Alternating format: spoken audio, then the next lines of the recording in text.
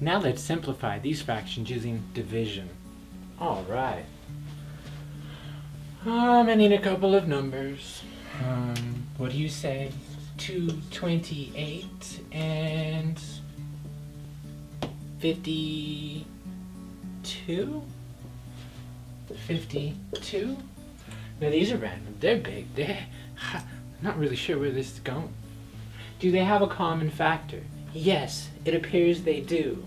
It appears that they both have a factor of 2. Perhaps you want to try to make it a little bigger than that. Does this have a factor of 4? I know this one does. Does this one? Well, 200 has a factor of 4, and so does 28. So yes, I have a common factor. Why don't we make it 4? So what you do onto the numerator, you must also do onto the denominator. 28 divided by 4. You want to go old school? Sure. Who's in the house? 228 in the house. 4 out the house. 4 goes into 2. No times. 4 goes into 22. 5 times. That's 20. Change the sign. Fine. That's 2. 8. Great. 4 goes into 28. 7 times. Woo! So then that's 28. Change it. You're out of numbers and you got a 0 at the bottom. So this one here is 57. Perhaps we should have called this our catch-up problem. Another one. What's 52 divided by 4? Ooh, I don't know. I don't know. How many decks in a standard playing cards? 52. How many suits are there? 4. How many cards in each suit? 13. Now do I have any common factors? Is 13 a factor of 57? Because 13 is a prime number. Yeah? So let's check it. 57 in the house. 13 out the house. Because remember, 57 falls off and it needs a band-aid. Should we try 4? Should we try 3? Does 4 or 3 multiply to get...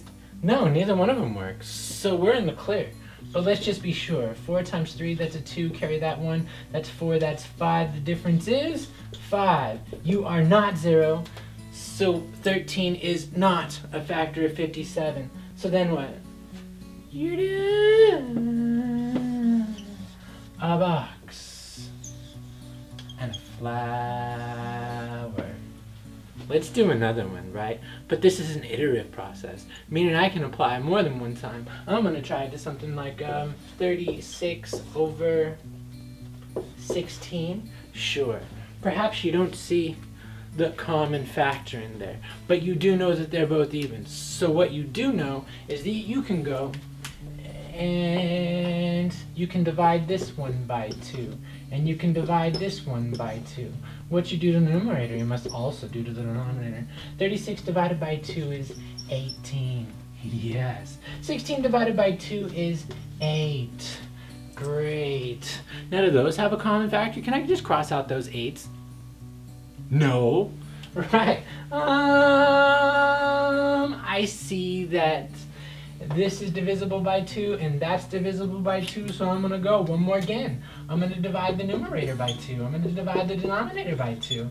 And then this is 9. Fine. Divided by 4. Sure. And then what? You're done. A box.